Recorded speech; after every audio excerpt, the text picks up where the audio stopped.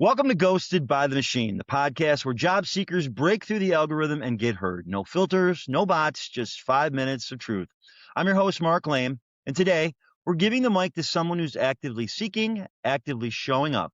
Let's get into it. 5 minutes and 5 questions with today's guest, Jonathon Nelson from the Birmingham, Alabama area. Welcome to the show, Jonathon. Mark, thank you. Appreciate you having me on. Well, we appreciate you coming on. Tell me a little bit about yourself and what role are you looking for these days? A little bit about myself, obviously from Alabama, from South Alabama specifically. Worked in the sports and entertainment business for all these years. I graduated college in 1993 and was, in the midst of my second internship in professional sports.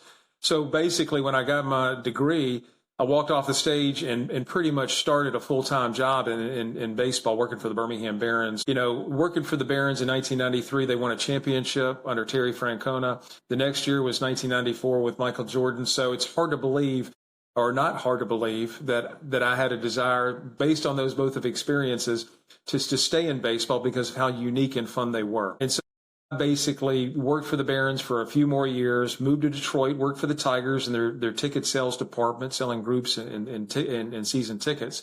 I absolutely loved every minute of having my office or my desk at the corner, Michigan and Trumbull, there at Tiger Stadium. And then I moved back to Birmingham into a management role, assistant general manager for a few years, and then took on the role as general manager and president general manager in August of 2004. And then this past June, mid-June, it became obvious that it was time for me to shift gears and just get out of that lane and try something new in life. And so that's where I'm at right now. And after sort of recalibrating and sort of resetting everything, I realized, one, I'm not the kind of guy that's just going to sit around and play golf. So I'm ready to get back into an opportunity to where my skill sets match a company and help them, achieve their goals. So this whole process of looking for a new position, do you think AI is something new for you and you're learning it, and has it helped you in your job search? And if so, why? Yeah, and my job search, it's sort of like, growing up in Fairhope, I used to have you fished on the bay, Mobile Bay. And, you could crab, you could fish, with a fishing pole, or you have a cast net. And a cast net, obviously, you throw out there, you can catch a variety of different things. So for me, with this approach and my experiences, quite frankly, is that I'm throwing a big cast net out there, not really pigeonholing myself into one specific job title, job industry, or job period. I'm really excited about, the next steps and sort of exploring a different opportunity. Being in baseball for over 33 years, again, was really a lot of fun. But it was one where, I experienced so many different quality opportunities. I was in sales, I was in operations, event planning, marketing, everything. So it was one of those where it was really fun. And so to be able to carry over and bring those sort of unique variety of talents to the table for a company is not something easy to sort of pursue different paths. So for me, the cast net I'm throwing out there is I'm just trying to find an opportunity with a company that's probably going to fit my lifestyle, fit, more importantly, the company, to where what I'm trying to do is the skills that I developed over the years and being in a leadership position and being the top executive for the Birmingham Barons for over 20 years. The experiences that I've had, not only, Michael Jordan's unique season in 1994, or working at a ballpark, multi-use ballpark like the Hoover Metropolitan Stadium, or being on the ground level of design, development, and overall construction and opening and really setting in place, Regions Field in downtown Birmingham, and being part of a overall revitalization and positive growth for the city of Birmingham and for the metropolitan area, is something obviously very unique. But when it comes to AI and as part of this journey, obviously this journey is uber unique for me, because having never been through this, when the only time I've ever applied for jobs was after the 1996 Barron season. And the old way you used to do it is obviously you'd print your resume off, send it to all the different major league teams, and then you'd follow up and you'd also hope for a call. And so that year I had two phone calls back, one by the Houston Astros, and I had a job interview and went through that process, and one was by the Detroit Tigers. And luckily with Detroit, that was the one that came because that's the one that I wanted. Regardless, when it comes to AI and all these different new opportunities that's ushered in with, when I went through that process, obviously the internet was not really there, or at least in the infant stages of really getting going and being accessible for everybody and people learning it. But AI, for me during this process has been unique, and it's been unique to navigate because it's been a learning process, and to learn that, some of these conversations, interviews, so to say, have been, transcripted. It's great to see. You see up front right there almost immediately, the results of sort of the way things progressed. And, I'm probably my worst critic out there, but at the same time, this process, while it's reaching a conclusion for me, it's also one where I continue to learn, because the AI process, to me, it's not something that I feel like I've had my finger on the pulse precisely, but it's also something that it's unique and it's really worth exploring and finding out more information and seeing the benefits of it. So it's an ongoing process for me. So, what is your secret skill or superpower that most resumes don't show? My approach is being that utility player, because I bring to the table a variety of different experiences and knowledge and all those type things. When it comes to the secret sauce or secret power, I'm not going to be so bold as to believe that I have a secret power. But one would be is that to me, the biggest strength that I bring to the table is the experience, the knowledge of the market, but also even more importantly, the variety of relationships that I have. When you go through life, obviously you learn through a variety of different experiences, and, for good and bad. And the one thing that when we relocated to Regents Field, recognizing the importance of a variety of different relationships, and not just your naming rights partner or your pouring rights partner, but your municipal partner, the city, the county, the state, all those significant.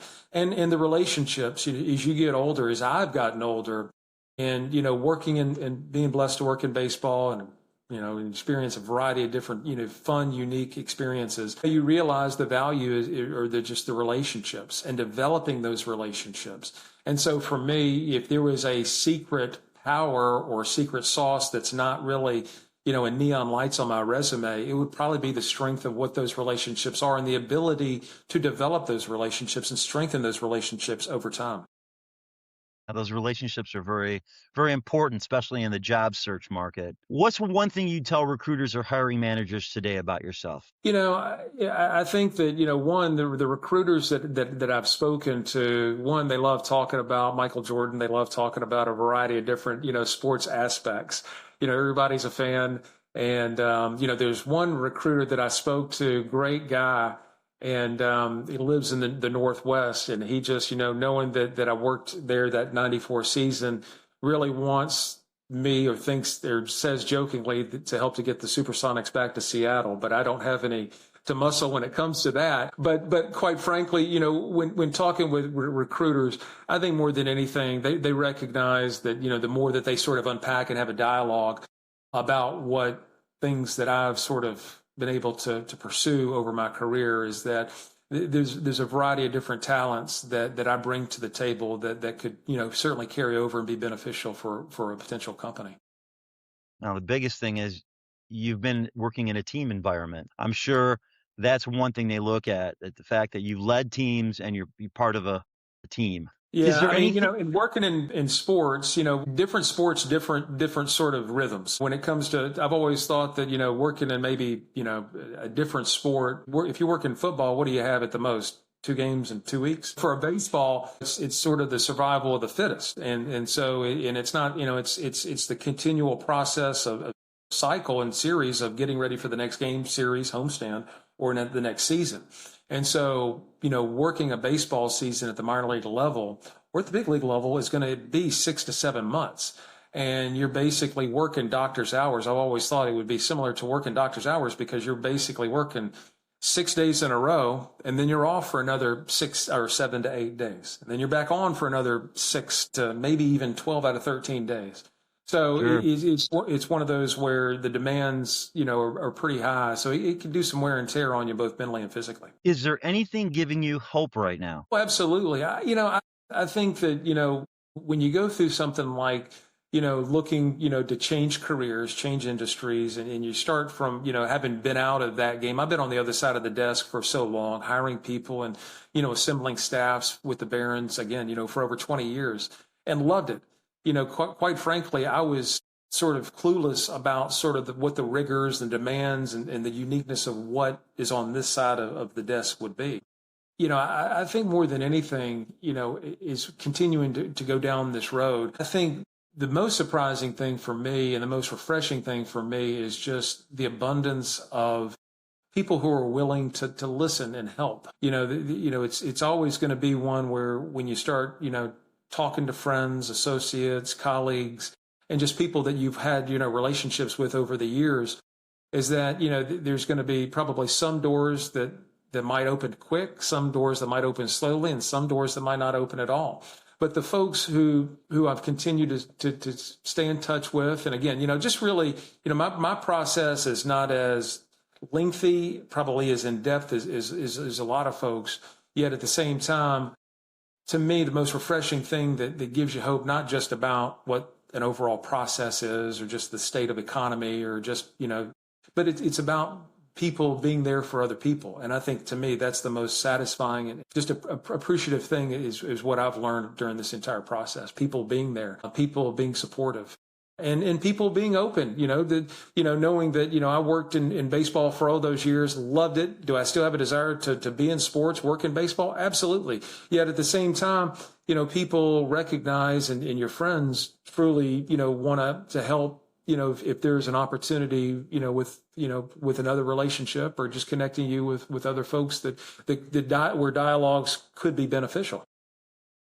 Well, Jonathon, thank you so much for sharing your story today. And if you're watching out there listening and thinking, hey, this sounds like me, you're not alone. If you'd like to tell your story, email me or DM me. And if you want to stay plugged into the real stories, real insights, and real humans behind today's broken hiring system, make sure to follow and subscribe to all our social channels for new episodes, shorts, and conversations every week. I'm Mark Lane, and this is Ghosted by the Machine, because behind every application, there's a human. Let's make hiring human again. Jonathon, thanks again for your time. I appreciate it. Thanks, Mark. Appreciate it. Enjoyed it.